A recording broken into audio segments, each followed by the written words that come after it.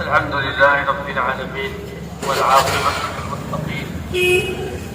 والصلاة والسلام على سيد المرسلين سيدنا محمد وآله وأصحابه أجمعين أما بعد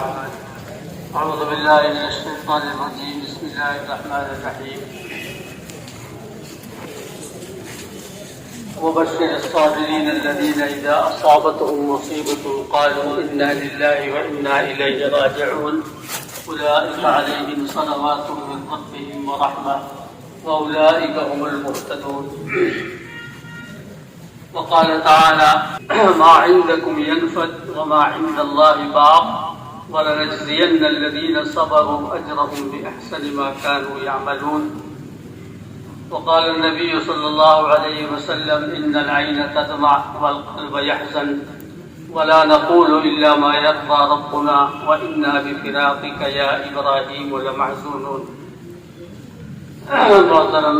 برادران اسلام، جناب مولوی اسد صاحب مرحوم کے تمام اہل تعلق، اہل قرابت، رشتہ دار، حضرت مولانا نعمت اللہ صاحب مدظلهم العالی وادام اللہ ظلالہ علینا بالصحۃ والعافیہ کے تمام محبین اور معتقدین اور تلامذہ اور مستفیدین جو یہاں مولوی اسد صاحب مرحوم کے جنازے میں یہاں تشریف لائے.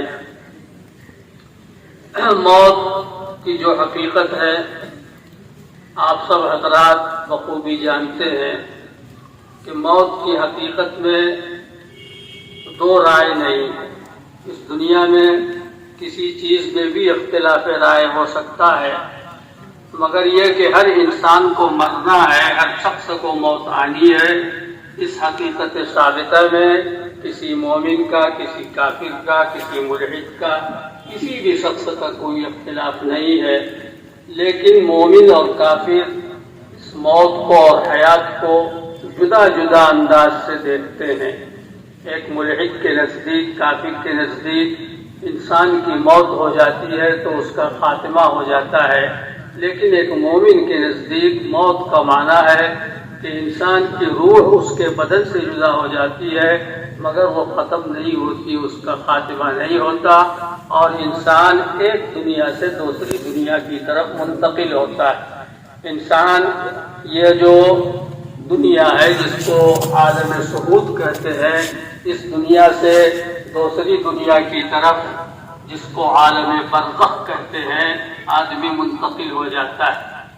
مومن جب موت کی اس حقیقت پر غور کرتا ہے تو اسے صبر آ جاتا ہے اور وہ یہ سمجھتا ہے کہ ہمارا جو عزیز، ہمارا جو قریب، ہمارا جو بھائی، ہمارا جو بیٹا ہم سے جدا ہو گیا ہے، اس کی یہ جدائی عارضی. اور اللہ تعالی ہم سب کو ایمان کے ساتھ سلامت رکھے اور ہم سب کا خاتمہ ایمان پر کرے تو ہم اپنے مومن رشتہ داروں کے ساتھ، اپنے بھائیوں کے ساتھ، اپنے والدین کے ساتھ اور اپنے بھائی بہنوں کے ساتھ انشاءاللہ دار آخرت میں جمع ہوں گے. ہماری یہ جدائی عارضی جدائی ہے، ہمیشہ کی جدائی نہیں ہے. اور رب تعالی شانہ کا ارشاد ہے والذین آمنوا واتبعتهم ذریتهم بإیمان الحقنا بهم ذریتهم وما ألتناهم من عملهم من شیء. جو لوگ ایمان لائے اور ان کی اولاد نے ایمان میں ان کی اتباع کی، پیروی کی، وہ بھی اپنے والدین کی طرح، اپنے آباء و اجداد کی طرح ایمان لائے ہیں اور انہی کے نقش قدم پر چلے ہیں، تو آخرت میں ہم جنت میں جب ان کو داخل کریں گے تو اگر والدین کا درجہ ان کے اعمال کی وجہ سے بہت اونچا ہے اور جو ان کی اولاد ہے ان کا درجہ ان کے اعمال کی وجہ سے بہت نیچا ہے، مگر والدین کی آنکھوں کو ٹھنڈا کرنے کے لیے، والدین کو مسرور اور خوش کرنے کے لیے ہم ان کی اولاد کو انہی کے اونچے درجے میں پہنچاتے ہیں. تو اولاد اگرچہ اپنے اعمال کی وجہ سے ان بلند درجات کی مستحق نہ ہو مگر ان کے جو والدین ہیں آباء و اجداد ہیں وہ بہت زیادہ اونچے ہیں، اونچے درجے والے ہیں اپنے اعمال کی وجہ سے، تو دونوں جدا جدا نہیں رکھے جائیں گے۔ اللہ تعالیٰ والدین کی آنکھوں کی ٹھنڈک کے لیے ان کی اولاد کو بھی والدین کے اونچے درجات میں ترقی دے دیں گے اور ان کے عمل کے ثواب میں کوئی کمی بھی نہیں کی جائے گی۔ تو ایک مومن کو ہمیشہ موت کے وقت ان حقیقتوں کو سمجھنا چاہیے کہ اللہ نے ہم کو جو موت کی حقیقت سے جتنا کچھ بھی روشناس کرایا ہے،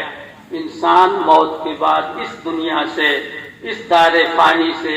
اس دار شہود سے منتقل ہو جاتا ہے اس دار کی طرف جس کو برزخ کہتے ہیں۔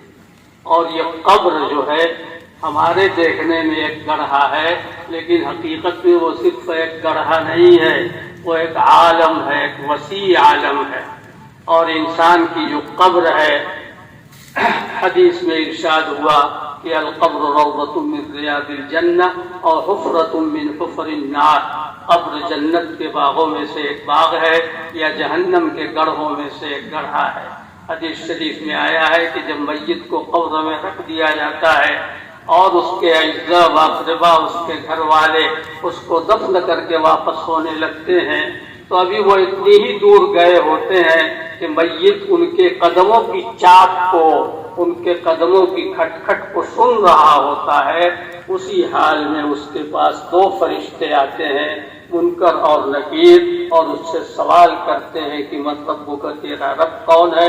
ما دینک، تیرا دین کیا ہے؟ من نبیک، تمہارے پیغمبر کون ہے؟ اگر میت اس دنیا میں اسلام پر تھا، مومن تھا، صحیح راستے پر تھا، تو یثبت اللہ الذین آمنوا بالقول الثابت فی الحیات الدنیا وفی الآخرہ، اللہ تعالی میت کی زبان پر صحیح جواب کو جاری کر دیتے ہیں، اس کے دل کو مضبوط کر دیتے ہیں، اور وہ فوراً جواب دیتا ہے کہ ربی اللہ، میرا رب اللہ ہے، دینی الاسلام، میرا دین اسلام ہے، نبی محمد، میرے نبی محمد صلی اللہ علیہ وسلم ہے۔ اور اس وقت آسمان سے ندا آتی ہے کہ صدق عبدی، میرے بندے نے سچ کہا، فالبسوہ من الجنہ، اس کو جنت کا لباس پہنا دو، وافرشوا لہ من الجنہ، اس کے لیے جنت کا فرش بچھا دو، وافتحوا لہ بابا الی الجنہ، اور اس کے لیے جنت کی طرف ایک دروازہ کھول دو، فیاتیہ من روحہا وطیبہا، چنانچہ جنت کی خوشبوئیں اور جنت کی ٹھنڈی ہوائیں اس کو قبر میں پہنچتی رہتی ہیں۔ تو یہ قبر جو ہے روضۃ من ریاض الجنہ ہے، اور خدا نخواستہ جو میت کافر ہو، اللہ اور اس کے رسول کا منکر ہو، دین کا منکر ہو، اور اس نے اسلام کے علاوہ کسی اور طریقے پر زندگی گزاری ہو، تو اس کے ساتھ معاملہ اس کے برعکس ہوتا ہے۔ میرے محترم بزرگوں اور دوستوں، یہ کسی بہت طویل گفتگو کا موقع نہیں ہے، ہم تعزیت کے لیے جمع ہوئے ہیں۔ تو مولوی اسجد صاحب مرحوم کی اللہ تعالیٰ بال بال مغفرت فرمائے، ان کے سیئات سے درگزر فرمائے، ان کے اعمال صالحہ کو قبول فرمائے۔ اللہ تعالیٰ ان کے جو متعلقین ہیں، متوسلین ہیں، بالخصوص ان کے والد محترم بحر العلوم محدث عظیم حضرت مولانا نعمت اللہ صاحب اعظمی دامت برکاتہم، جو اس وقت ہندوستان ہی کی نہیں بر صغیر کی بلکہ پورے عالم اسلام کی علمی حیثیت سے ایک مانی یعنی شخصیت ہے، اور ان کی مثال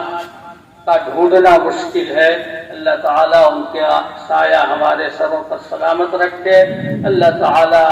نے ان کو جس طرح اس بڑھاپے میں، اس عمر رسیدگی کے زمانے میں اللہ نے بڑا صدمہ ان کو دیا ہے، اللہ تعالیٰ ہی ان کو صبر جمیل کی توفیق عطا فرمائے۔ اور صبر کا معنی وہ ہم سے زیادہ جانتے ہیں، اور ان کے سامنے یا ان کے لیے صبر کے معانی کو بیان کرنا یا تعزیت کرنا یہ تو چھوٹا منہ بڑی بات ہوگی اور سورج کو چراغ دکھانے کے مترادف ہوگا، لیکن تذکیر مومنین کو یاد دہانی کرنا کہ شدت غم کی حالت میں انسان کو بہت سی باتوں سے ذہول ہو جاتا ہے، تو اللہ تعالیٰ نے سب کو یاد دہانی کرنے کا حکم فرمایا ہے۔ اللہ تعالیٰ سب کو صبر جمیل عطا فرمائے۔ صبر کا معنی ہے کہ انسان اپنے دل کو تھام لے اور اپنے دل میں اس بات کا یقین اور استحضار کرے کہ اللہ نے ہمارے لیے جو فیصلہ فرمایا ہے وہ برحق فیصلہ ہے، اسی میں ہمارے لیے خیر ہے۔ ہمارا جو میت اس دنیا سے گزر گیا انشاءاللہ اس کے لیے بھی خیر ہے، ہمارے لیے بھی خیر ہے۔ اللہ تعالیٰ کے فیصلے پر راضی برضا رہنا، اپنے دل کو مضبوط رکھنا اور جزا فضا سے پرہیز کرنا، ہر ایسے کلمے سے جملے سے بچنا جس میں کسی بھی طرح تقدیر کا شکوہ پایا جاتا ہو، یہی در حقیقت صبر ہے۔ اور صبر کا فائدہ، صبر کا ثواب، صبر کا اجر وہ ہے جس کو اللہ جل شانہ نے بھی اس کی تفصیلات کو بیان نہیں فرمایا، اس کو فرمایا کہ بغیر حساب، اس کا کوئی حساب نہیں ہے، دنیا کا کوئی کمپیوٹر بھی اس کا حساب نہیں لگا سکتا، صبر کے اجر کو شمار نہیں کر سکتا۔ وَلَنَجْزِيَنَّ الَّذِينَ صَبَرُوا أَجْرَهُمْ بِأَحْسَنِ مَا كَانُوا يَعْمَلُونَ إِنَّمَا يُوَفَّى الصَّابِرُونَ أَجْرَهُمْ بِغَيْرِ حِسَابٍ۔ اور حدیث شریف میں آتا ہے کہ قیامت کے دن جب اہل مصائب کو، ان لوگوں کو جن پر مصیبتوں کے پہاڑ ٹوٹے تھے، قیامت کے دن جب ان کو جو ثواب ملے گا، اہل عافیت جب دیکھیں گے، وہ لوگ جن پر دنیا میں مصیبتیں نہیں آئی تھیں، وہ عافیت میں رہے تھے، تو اہل ابتلا کو جو ثواب ملے گا اس کو دیکھنے کے بعد اہل عافیت قیامت کے دن تمنا کریں گے کہ کاش کہ ہمارے بدن کی کھالیں قینچیوں سے کاٹ دی ہو گئی ہوتی اور آج ہم کو بھی اس طرح ثواب ملتا جس طرح اہل ابتلا کو ثواب ملتا ہے۔ تو اللہ تعالیٰ مرحوم کے تمام متعلقین اور متعلقات کو، اور جو لوگ بھی اس صدمے سے، اس رنج سے غمزدہ ہے، جس میں حضرت مولانا دامت برکاتہم کے تمام متوسلین، تلامذہ اور معتقدین شامل ہیں، تمام اہل محلہ و اہل قصبہ شامل ہیں، اللہ تعالیٰ سب کو صبر جمیل کی توفیق عطا فرمائے، اور اللہ جل شانہ مرحوم کی بال بال مغفرت فرمائے۔ اللہ تعالیٰ ان کی قبر کو روضۃ من ریاض الجنہ بنا دے، اور ہم سب کو، تمام مسلمانوں کو اسلام پر آخری سانس تک ثابت قدم رکھے۔ اللہ تعالی ہم سب کا خاتمہ ایمان پر فرمائے۔ اللہ تعالی ہم سب کے لیے قبر کو روضۃ من ریاض الجنہ بنا دے۔ وآخر دعوانا الحمد للہ رب العالمین، وسبحان ربک رب العزة عما یصفون، وسلام علی المرسلین، والحمد للہ رب العالمین۔